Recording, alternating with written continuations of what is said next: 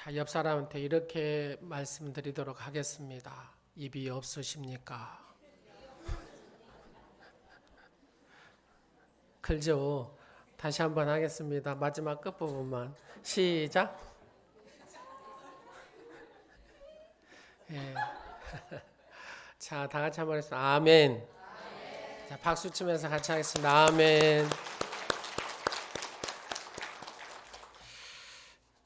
아멘을 잘하는 교회가 붕한데요. 예, 찬양을 잘하는 교회가 붕하고. 우리 옆 사람한테 이렇게 인사 한번 하겠습니다. 당신은 영적 붕의 주인공입니다. 예, 여러분들 그 주보 속에 이거 다 보셨죠? 예, 영적 붕 7천, 무릎을 꿇지 않는 7천의 용사처럼 우리가 헌신하자 그 말입니다. 그래서 기도 헌신, 내가 하루에 성전에 와서 기도하는 거, 개인 기도하는 거, 새벽 기도, 기도 순서를 좀 기도 시간을 정한 30분이면 30분 이런 식으로 20분이면 20분.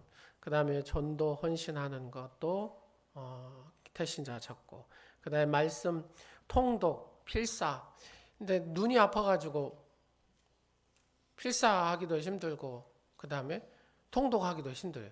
들을 수는 있어요. 그죠? 요즘에 스마트폰에 딱 들면 다 들을 수 있는 게 듣기 해갖고 몇 장 해가서 교구별로 이렇게 밑에 이렇게 만들어 놨거든요. 그래서 교구별로 5만 시간 뭐 이런 식으로 돼 있습니다. 그러니까 우리가 열심히 교구별로 여러분들이 각 셀 리더한테 보고해 주시면 또 셀 리더가 보고할 거예요. 그러면 그 교구별로 이렇게 수치가 올라가서 이게 전부 다 뭐냐면 영적 붕을 위한 준비하는 그런 시간들입니다. 1년 동안 우리가 영적 붕을 위해서 달려가 보도록 하겠습니다. 아멘. 자, 오늘은 나는 어떤 사람인가? 오늘 성경 본문에는 세 주인공이 나옵니다. 한 사람은 베드로라는 사람이고, 한 사람은 가룟 유다라는 사람이고, 한 사람은 마띠아라는 사람입니다. 이 세 사람을 연구하면서 신앙을 나한테 적용해 보도록 하겠습니다. 자, 예수님께서 부활하시고 승천하신 후 제자들은 이 감람산에서 마가 다락방으로 돌아옵니다. 그 돌아온 후에 성령 강림을 위해서 합심 기도를 합니다. 그런데 그들이 성령 강림을 맞이하기 전에 마지막으로 한 일을 통해서 다음 주 우리가 이제 설 연휴가 되잖아요. 설 연휴를 앞두고 우리가 어떠한 사람이 되어야 할 것인가, 우리의 신앙을 새롭게 결단하는 그런 시간이 되었으면 좋겠습니다. 자, 첫 번째로 다시 일어선 예수님의 수제자인 베드로와 같은 사람이 있다라는 얘기입니다. 먼저 15절 말씀에 보면 모인 무리수가 약 120명이나 되더라. 그때의 베드로가 그 형제들 가운데 일어서서 이르되라고 이야기합니다. 예수님의 승천 후 처음 마가 다락방에 모인 사람들은 대략 이렇습니다. 예수님의 제자 11명하고 그 다음에 한 7, 8명의 여인과 예수님의 어머니 마리아와 예수님의 동생, 남동생이 4명 있고 여동생이 2명이 있어요. 이를 포함해서 한 20여 명 정도 됩니다. 그런데 그들이 오로지 하나님 앞에 합심하여 기도하는 가운데 그 기도 소리에 한 사람씩 함께한 숫자가 120명이나 된 것이죠. 점점 수가 더해졌다 그 말입니다. 아마 예수님의 부활하신 광경을 본 숫자가 몇 명입니까? 500명입니다. 500명 형제 가운데 대다수는 아마 갈릴리에 남았었고 예수님을 따르던 최정예의 형제들이 거기에 모였던 것이죠. 그때 베드로가 그 형제들 가운데서 다시 예수님을 부인했던 바로 이 베드로가 다시 힘을 얻어서 일어나서 외쳐 선교를 했다. 그랬더니 막 3,000명, 5,000명의 기적의 역사들, 회심하고 돌아온 구원의 역사들이 일어났다 그 말입니다. 여러분 한번 맞춰보세요. 예수님의 제자들 중에 제일 머리가 나쁜 제자가 누굴까요? 예, 바로 베드로입니다. 왜요? 베드로 뜻이 뭐예요? 반석이거든요. 반석. 얼마나 머리가 나빴으면 예수님께서 돌머리라고 했겠어요. 그러니까 이거는 한번 웃고자 하는 말입니다. 오해하시지는 마세요. 그런데 이 베드로는 말 그대로 가방끈이 짧은 사람이죠. 일자무식, 말 그대로 어부였던 사람. 근데 이 베드로에게 하나님께서 막 은혜를 베풀어 주십니다. 지혜를 부어 주십니다. 그의 삶이 변화됩니다. 초대교회를 이끄는 위대한 사도로, 그런 주인공으로 하나님께서 베드로를 쓰신다는 겁니다. 바티칸에 가면 베드로 성전을 보면은 금방 알 수가 있습니다. 하나님께서 이 베드로라는 이 어부를 얼마나 높여 놓으셨는가를 다른 거 다 놔두고 그냥 베드로 성당 하나만 가서 딱 봐도 정말로 이 사람은 예수 믿어가지고 수지 맞은 사람이구나. 이게 금방 느껴집니다. 그런데 베드로가 처음부터 이렇게 위대하게 쓰임 받았던 사람이었을까? 그러지는 않은 것 같아요. 베드로는 이렇게 얘기합니다. 모두 주를 버릴지라도 나는 결코 버리지 않겠습니다. 이렇게 큰 소리 쳤던 사람이 베드로거든요. 예수님이 베드로에게 이렇게 하면 내가 진실로 내게 이르노니 오늘 밤 닭 울기 전에 네가 나를 3번 부인할 것이다. 이렇게 예수님이 얘기하니까 예수님 무슨 말씀을 그렇게 하세요. 내가 주와 함께 죽을지언정 내가 주를 절대 버리지 않습니다. 이렇게 큰 소리 쳤던 베드로.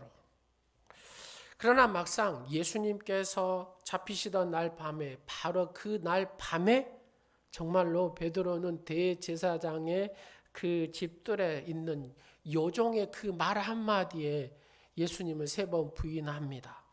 그리고 부인만 합니까? 맹세도 해버립니다. 맹세만 합니까? 또 뭐까지 합니까? 저주까지 해버리거든요. 그리고 예수님께서 십자가에 딱 돌아가실 때는 어째요? 숨어버립니다. 또 숨어버리기까지 하죠. 그러면서 그는 한때 주님으로부터 영영 멀어질 것 같았지만 부활하신 주님이 베드로를 찾아가십니다. 베드로야, 내가 너를 사랑한다. 내가 너를 용서한다. 이러니까 그러면서 또 거기에 힘이 쭉 찾아 있는 베드로 용서하시고 사랑한다 하시면서 하는 말이 내 양을 먹이라. 이렇게 얘기, 사명까지 주십니다. 새롭게 다시 일어서서 바로 이 사도의 사명, 사도의 리더자가 되어서 지금 본문 가운데 담대하게 복음을 외치는 베드로의 모습을 볼 수가 있습니다. 그래서 사도행전만 해도 베드로 사도가 설교한 내용이 9편이 나오는데 그 9편 중에 오늘 첫 번째의 설교가 오늘 이런 내용입니다. 그 내용은 예수님을 배신하고 팔아넘긴 가룟 유다의 자살에 대한 얘기를 하거든요. 이미 주전 1000년 전에, 이때 당시 1000년 전, 게 다윗 시대죠. 1000년 전이니까. 시편 69편 25절에 다윗을 통해서 예언한 말씀이 그대로 성취됩니다. 시편 25절에 뭐라 합니까? 그들의 거처가 황폐하게 하시며 그들의 장막에 사는 자가 없게 하소서. 이 말씀이 오늘 본문 20절 상반절에 보면은 그대로 기록되어 있어요. 시편에 기록하였으되 그의 거처를 황폐하게 하시며 거기 거하는 자가 없게 하소서. 이렇게 하죠. 자, 그 다음에 가룟 유다 대신에 또 한 사람을 사도로 뽑는다는 얘기가 시편 109편 8절에 나옵니다. 자, 그 내용 그대로 인용해서 오늘 본문 20절의 하반절 다시 한번 띄워요. 하반절에 보면 또 일러스되 그의 직분을 타인이 취하게 하소서 하였도다라고 말씀합니다. 자, 여러분 이 설교로 베드로는 제기할 수가 있었습니다. 그 후 그는 성령을 받아서 초대교회를 건설하고 더불어서 유대인들에게 복음을 전하고 심지어 이방인들에게도 복음을 전합니다. 그의 생애의 마지막 때는 어떻게 하냐? 내가 어떻게 예수님하고 똑같이 십자가에 질 수가 있냐? 그럴 수 없다. 스스로 자청하여서 로마 네로 황제에 의해서 십자가에 거꾸로 못 박혀 순교하면서까지 복음을 외쳤던 인물이 바로 이 베드로입니다. 우리의 신앙 생활도 마찬가지입니다. 여러분, 지난날에 주님 앞에서 여러분 허물과 죄가 없는 분 손 한번 들어보세요. 한 분도 없을 겁니다. 죄가 있고 허물이 있고. 그렇습니다. 지난날 죄악에 대해서 죄책감에 사로잡힌 사람이 있어요. 이 사람은 늘 낙심하고 그렇게 살아갑니다. 오히려 또 이런 사람이 있으면 내가 의로운 사람이다. 의로운 채 하면서 거짓으로 자신의 죄악을 은폐하고 위선으로 살아가는 사람도 있습니다. 그러나 하나님은 어떤 사람 받으십니까? 통회하고 자복하고 새로운 믿음으로 결단하여 일어서는 그런 사람, 하나님은 그런 사람을 받으시고 그런 사람을 통하여 일하시는 줄로 믿습니다. 바로 그 사람이 누구라고요? 베드로입니다. 그 사람이 누구라고요? 나와 여러분이다 그 말입니다. 할렐루야. 청교도 작가인 나다니엘 호선이 쓴 주홍글씨라는 그런 소설이 있습니다. 거기에 보면 청교도 목사가 있는데 청교도 목사 아서 딤즈데일이라는 사람이 있고 그 목사하고 간통한 여인이 있는데 헤스터 프린이라는 여자가 있습니다. 그래가지고 아이를 낳았어요. 그 아이 이름이 펄입니다. 펄. 근데 헤스터라는 이 여인, 이 목사하고 간통한 헤스터라는 여인은 여기다가 그 간통이라는 첫 장에 A를 딱 해가지고 낙인을 찍어서 가슴에 이렇게 항상 달고 다닙니다. 그러면서도 이 삭바지를 하면서 자기 딸 펄을 위해서 열심히 살아갑니다. 근데 그 살아간 헤스터라는 여인을 보면서 그 딤즈델이라는 목사는 이렇게 보면서 살아가는데 그의 곁에 지켜가면서 겉으로는 거룩한 목사의 행사를 하지만 속으로는 극심한 죄책감에 시달려 살아갑니다. 급기야는 헤스터하고 도망가려고 해요. 왜요? 이 부인 헤스터의 전 남편인 칠링워스가 계속해서 의심의 눈초리를 보면서 막 하니까 이 딤스테일 목사가 이 헤스터라는 여인하고 도망가려고 하다가 못 갑니다. 결국 많은 사람 앞에서 자신의 죄를 다 고백을 하거든요. 그리고 숨을 거둡니다.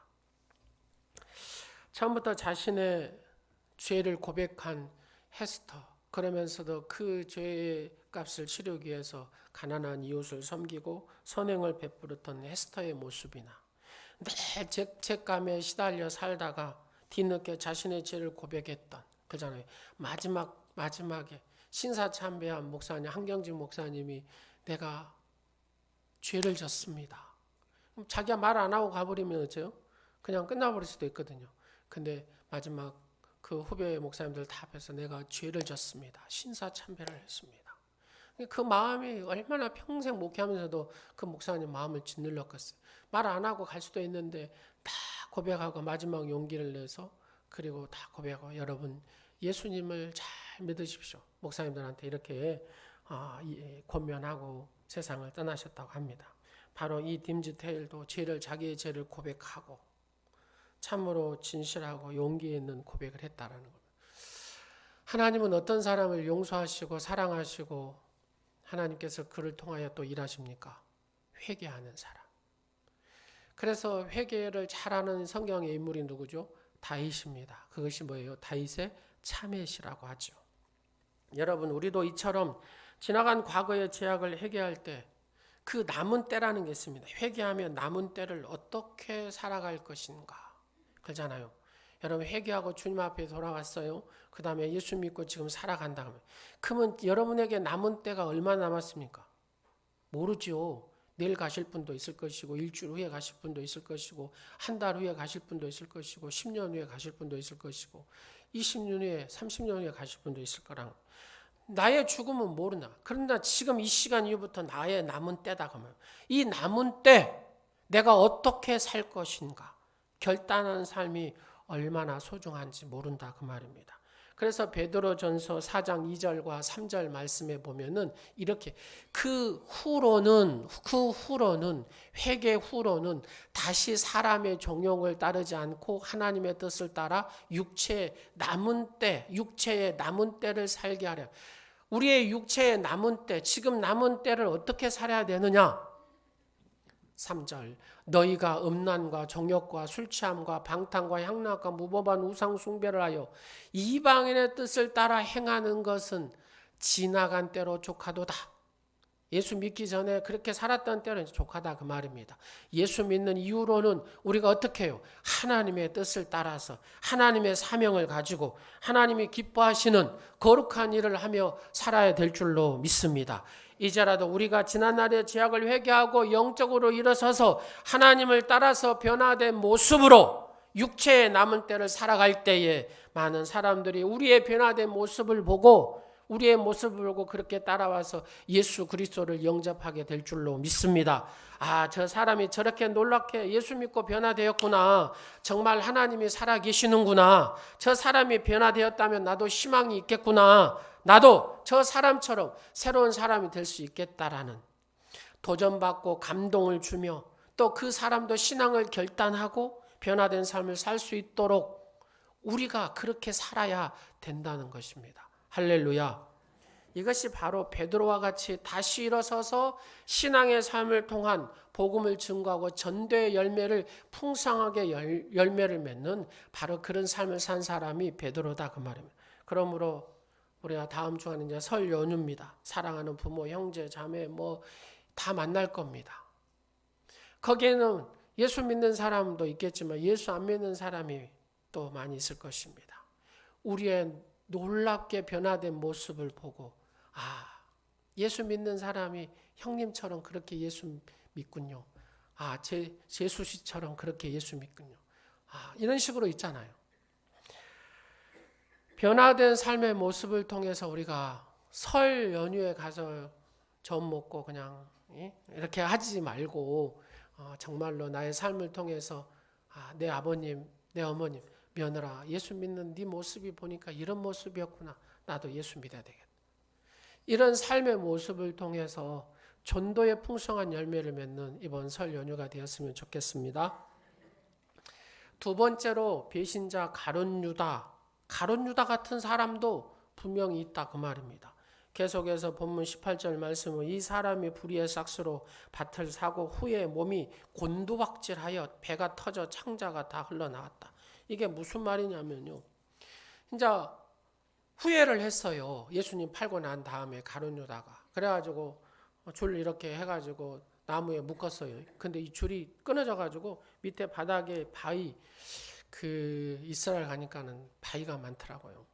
바위에 이렇게 뾰족한 바위에 떨어졌어요. 그리고 배가 찢어져가지고 창자가 터져 나왔다. 지금 그 얘기입니다. 누가요? 가룟 유다가 말입니다. 이 가룟 유다는 누굽니까? 예수님께서 돈주머니, 이 돈주머니를 맡긴 사람이 가룟 유다 아닙니까? 그만큼 가룟 유다를 신뢰했기 때문에 돈주머니를 맡겼어요. 근데 그런 가룟 유다가 예수님을 배신한 것은 주전 1000년 전에, 그러니까 이미 시편 41편 90절에 이렇게 나옵니다. 내가 신뢰하여 내 떡을 나누어 먹던 나의 가까운 친구도 나를 대적하여 그의 발꿈치를 들었나이다 라고 얘기합니다. 여러분 또 얼마 받고 팔았어요? 은 30냥 받고. 은 30냥 받고 팔았다는 얘기도 주전 487년 스가랴 선지자 11장 12절에 보니까 이렇게 얘기합니다. 내가 그들에게 이르되 너희가 좋게 여기거든 내 품삯을 내게 주고 그렇지 아니하거든 그만두라. 그들이 곧 은 30개를 달아서 내 품삯을 삼은지라. 예수님에 관련된 것은 다 뭐에 예언되어 있습니다. 신약에 보니까 그 예언된 말은 다 성취되는 것을 볼 수가 있습니다. 가룟 유다가 이런 구약의 예언의 말씀을 바로 알았다면 예수님을 팔았겠습니까? 안 팔았겠습니까? 안 팔았을 거예요.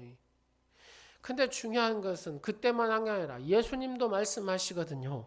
뭐라고 예수님이 말씀하시냐면 예수님께서 십자가의 고난을 당하신 전날 밤에 목요일 저녁에 성만찬을 하잖아요. 성만찬 하시면서 예수님이 막 누누이 얘기, 마태복음 26장 21절에 23절 24절 계속해서 얘기합니다.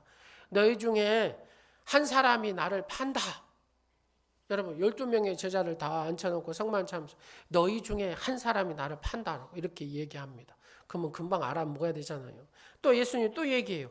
지금 나와 그릇에 손 넣는 자가 나를 팔 것이다. 예수님이 이 정도로 얘기했으면 내가 여기에 쓰임 받으면 안 되겠다라고 마음하고 작정 먹고 그렇게 해야 되는데 그렇지 않았습니다. 가룟 유다는 끝까지 무시해버렸습니다. 이 주님의 경고의 말씀을 무시하고 오히려 밤을 지새며 겟세마네에서 기도하시는 예수님 앞에 찾아가서 랍비여 안녕하십니까 하면서 이렇게 뽀뽀를 해버렸다고 말입니다. 그러면서 이 사람이 나의 스승 예수다고 그렇게 팔아버린 가룟 유다.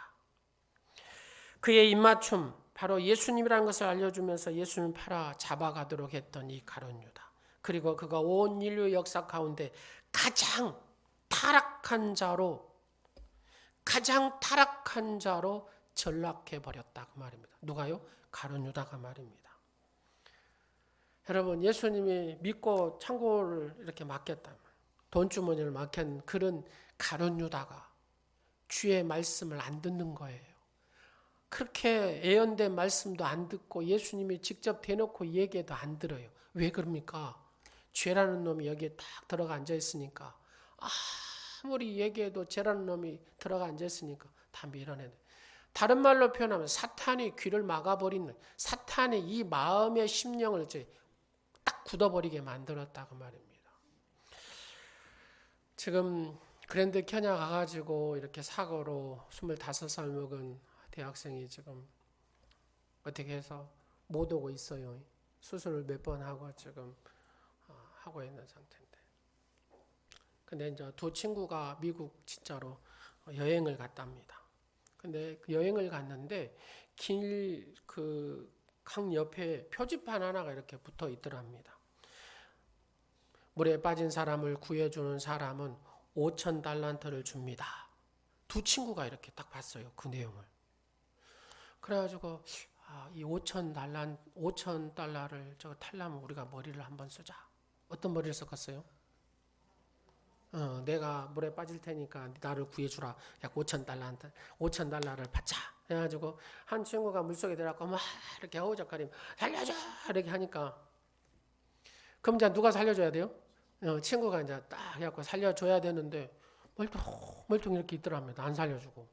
그리고 왜 안 살려줘 하면서 살려줘 하고 막 해갖고 꾹 어렵게 자기 혼자 해갖고 나왔어요. 나와서 딱 보니까 내가 물에 빠지면 네가 살려주려 하고 살려주면 5,000달러 받기로 했잖아 하고 막 불만을 토하고 하니까 그 친구가 그러더랍니다.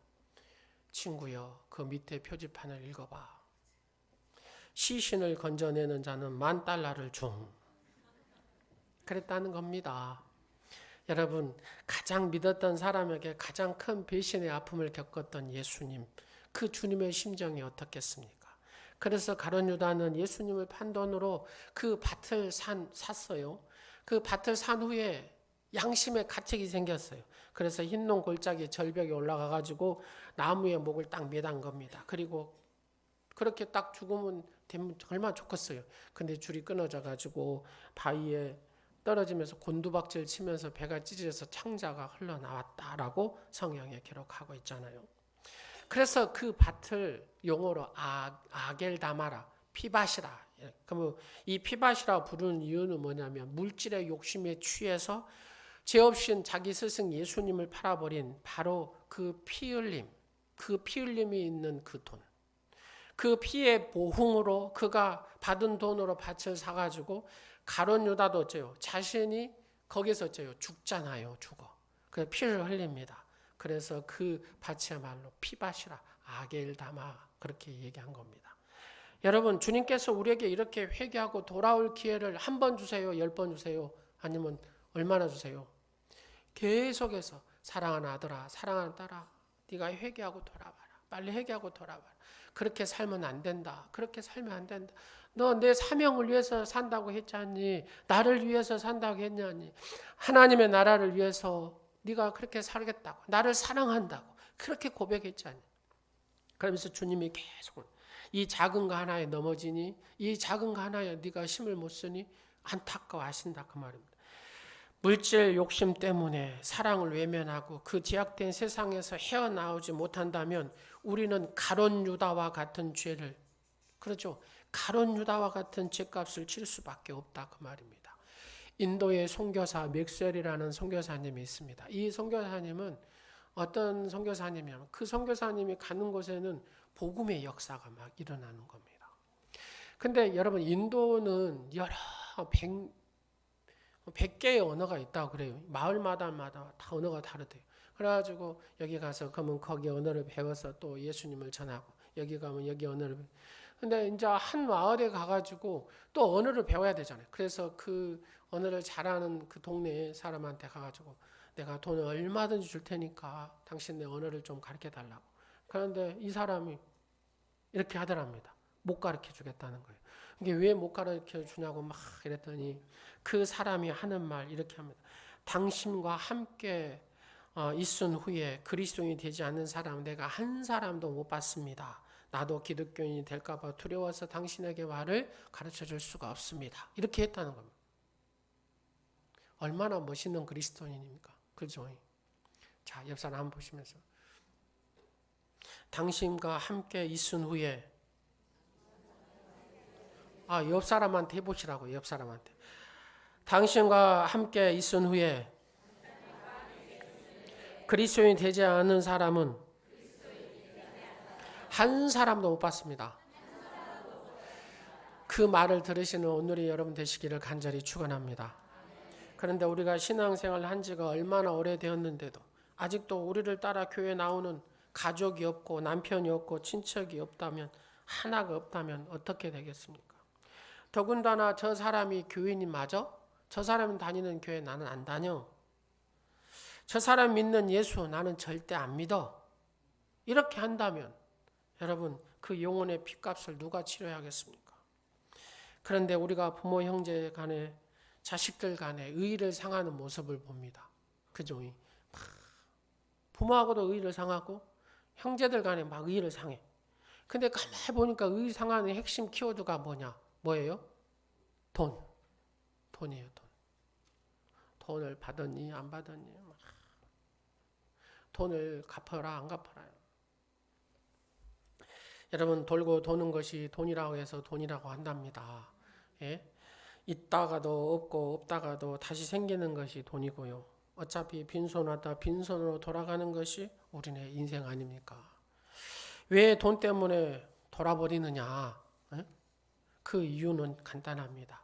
물질의 의미를 내가 제대로 깨닫지 못해서 그런 것이죠.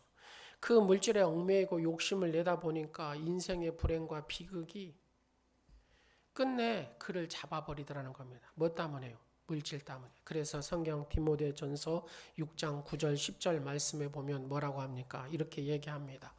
부하려 하는 자들은 시험과 올무와 여러 가지 어리석고 해로운 욕심에 떨어지나니 곧 사람으로 파멸과 멸망에 빠지게 하는 것이라. 10절 돈을 사랑하며 일만하게 뿌리가 되나니. 돈을 뭘로요? 나의 우상으로 산 사람은.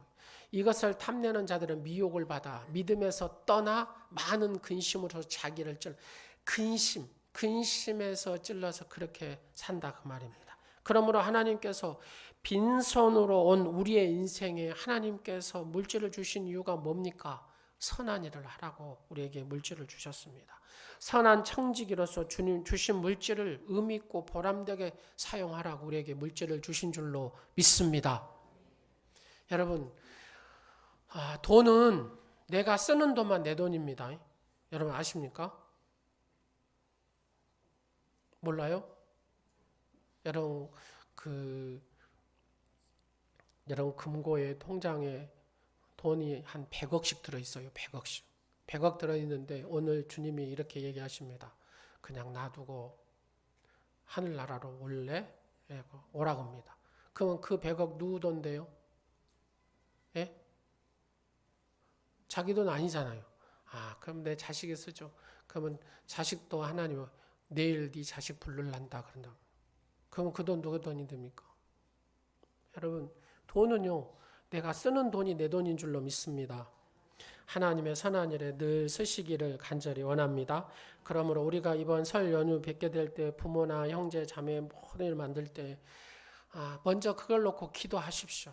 그리고 사랑으로 다가서십시오. 물질을 아까워하지 마시고 세뱃돈 있잖아요. 세뱃돈 빳빳한 세뱃돈 잘 해가지고 감동받게 주십시오. 그러면 바로 예수 믿는다 할 거예요. 아멘. 예. 감동을 받아요. 세뱃돈에 감동을 받더라고요. 거기다가 말씀도 축복의 말씀을 딱 써가고 주면 얼마나 감동을 받겠어요. 그토록 믿었던 예수님을 가슴 아프게 배신한 가룟 유다와 같이 물질의 눈을 어두우면 그 세상에 빠지면 강팍해집니다. 안악한 심령이 될 수밖에 없습니다. 근데 그렇게 강팍한 심령도 안악한 심령도 뭘 보면 풀려요? 예, 돈을 보면 풀리더라고요. 참 신기하죠.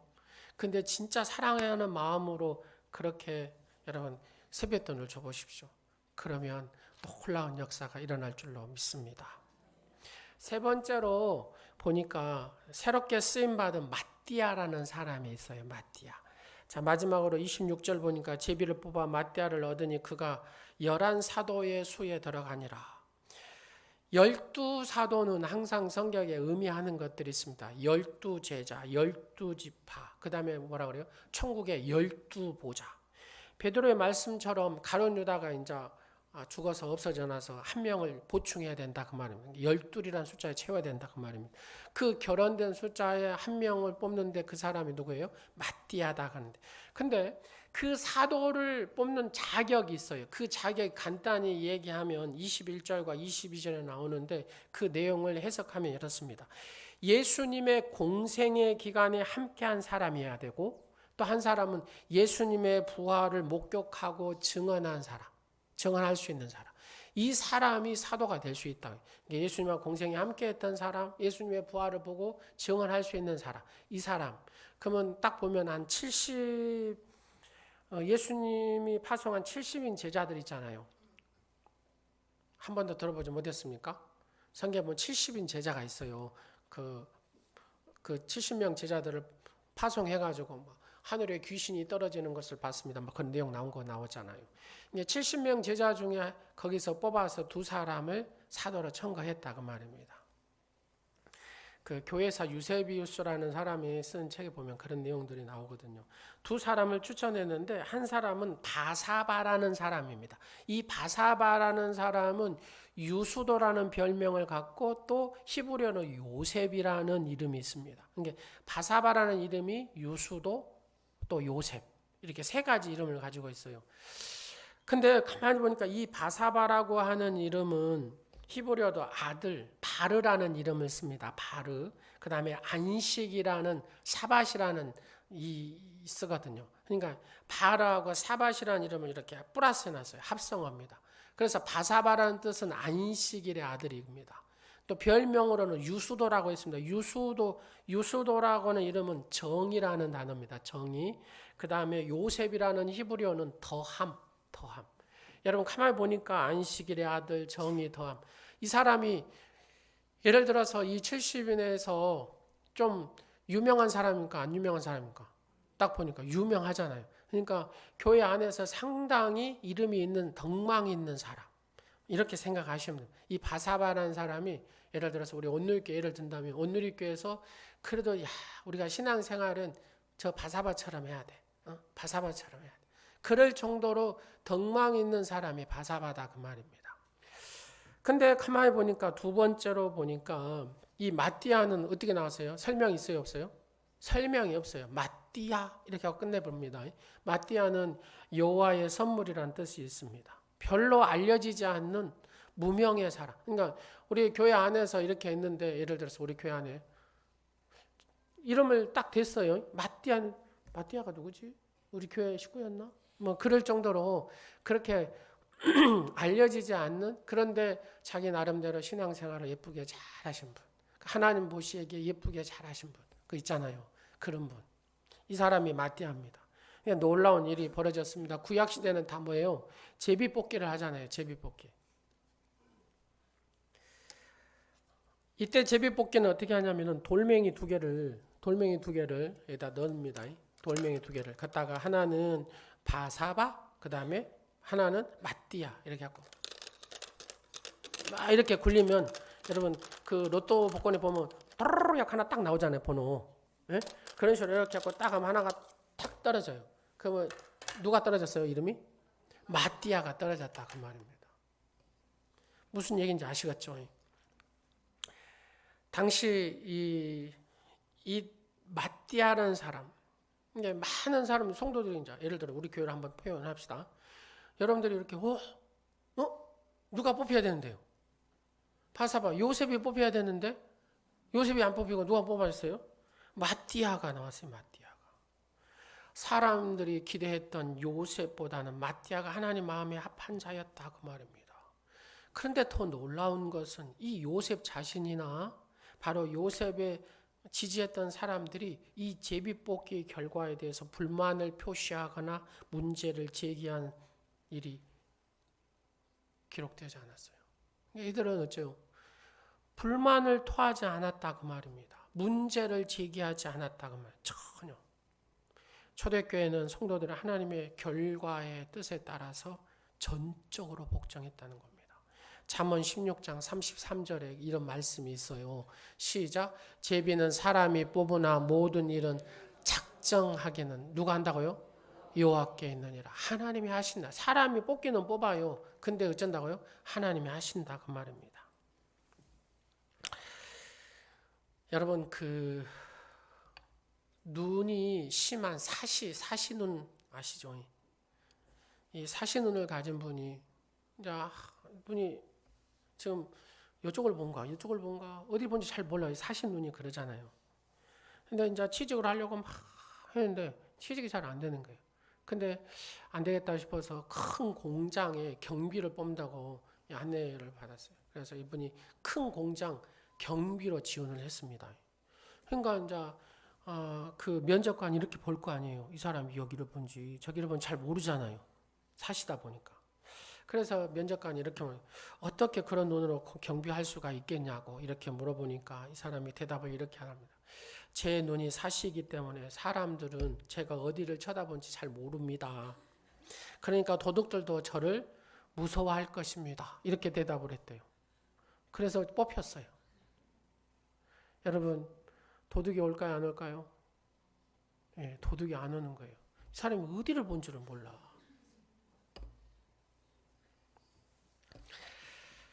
다른 일에는 적합하지 않은지 모르지만 경비를 딱 맞는 사람이 있습니다. 교회도 마찬가지입니다. 하나님의 사람을 뽑을 때도 마찬가지입니다. 우리도 교회 직분자 선거를 치를 때마다 한 번씩 시험을 크게 치르죠. 성도 개인에게도 시험이 되죠. 안 뽑히면은 개인에게도. 또 교회도 큰 시험거리가 아닐 수 없습니다.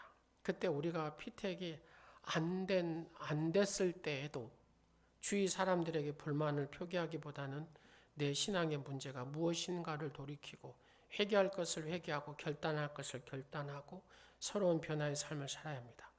그렇지 않으면 다음 선거에도 어째요? 결과는 똑같이 나오기 때문에 그렇죠. 그러다가 결국 은퇴를 하게 되고 하나님으로부터 쓰임받을 수 있는 기회를 영영 잃어버리고 말 때도 있습니다. 그러므로 늦었다고 생각할 때가 가장 이를 때인 것처럼 남은 생애라도 믿음으로 내가 바로 서서 내 자신을 하나님 나라의 복음 사역을 위해 헌신하고 드려질 때에 내 생애는 더욱 의미가 있고 보람이 되고 복되게 쓰임받게 될 것입니다.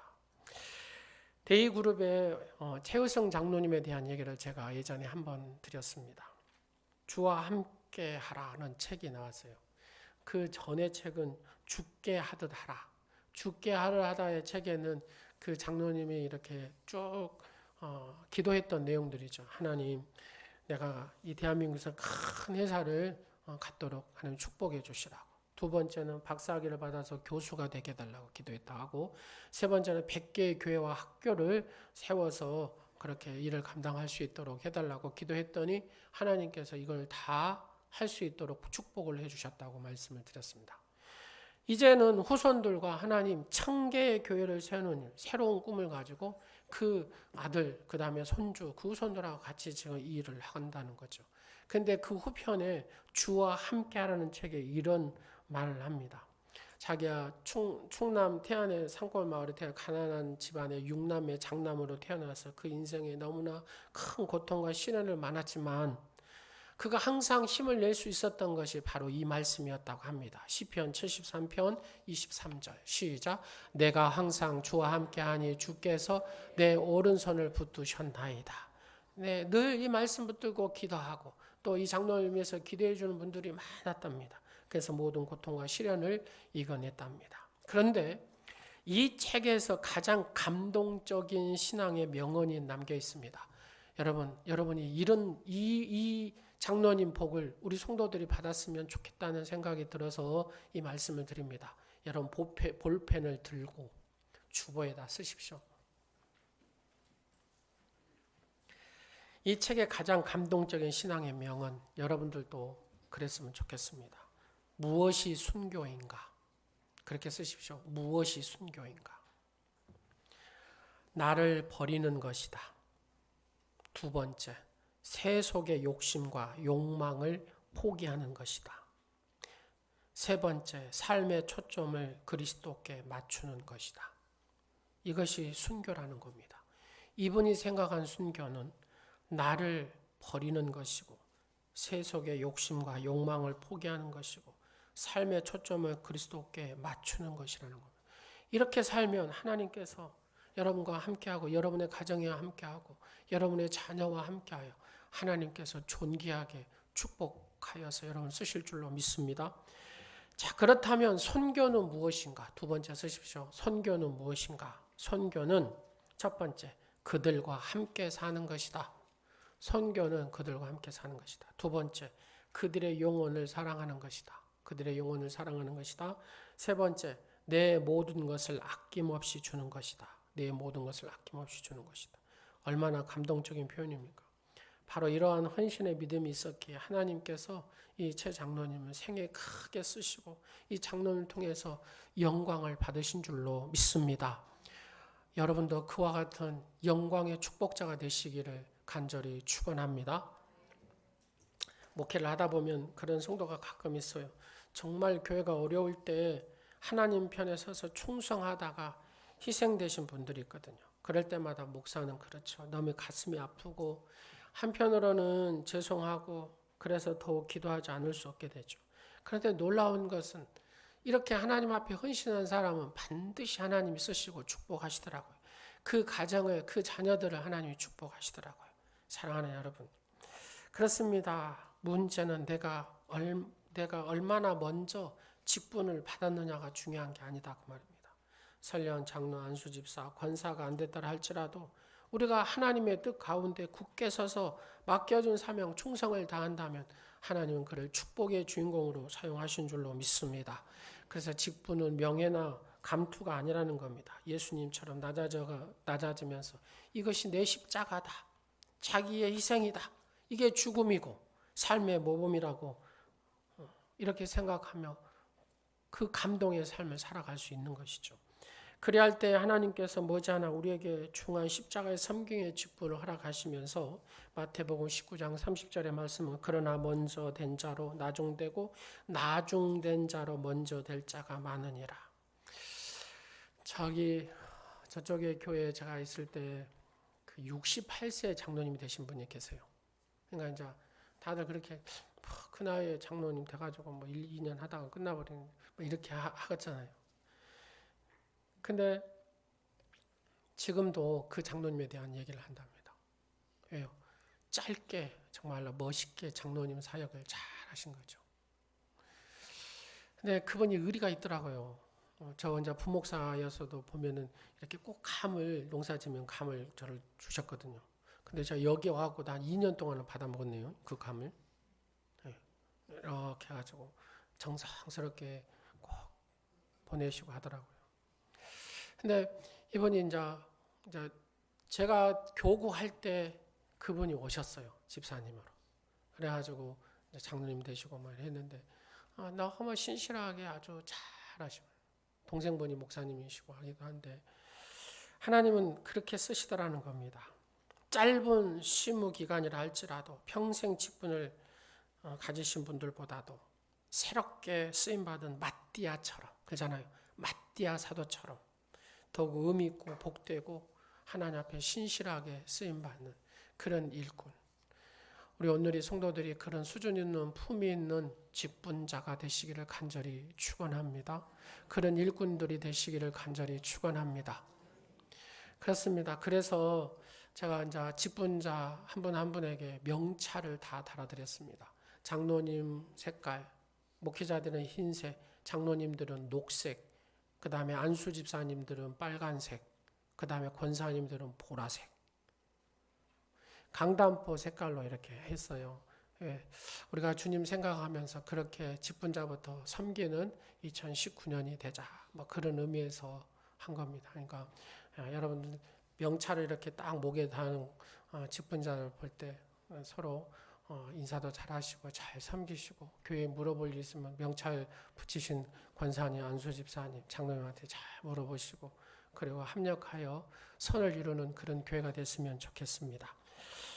말씀을 마칩니다. 사랑하는 성도 여러분, 지난날에 순교적 신앙을 살았던 우리의 신앙의 선배들이 있었기 때문에 바로 우리가 있는 줄로 믿습니다. 그렇다면 우리는 어떤 신앙을 이 설날에 우리의 후손들에게 남겨줘야 하겠습니까? 지난날 가을을 뉘우치고 다시 일어선 베드로가 있습니다. 물질에 얽매여 주님 배신한 가룟 유다도 있습니다. 마지막 생애를 새롭게 쓰임받는 마띠아도 있습니다. 여러분, 이 세 사람 중에 어떤 여러분은 삶입니까? 어떤 사람입니까? 그리고 얼마 남지 않는 남은 생애 어떻게 사시겠습니까? 오늘 이 베드로처럼, 마띠아처럼 다시 일어나고 마지막 생에 새롭게 쓰임받는 그런 믿음의 주인공들이 되시기를 간절히 축원합니다. 기도하겠습니다.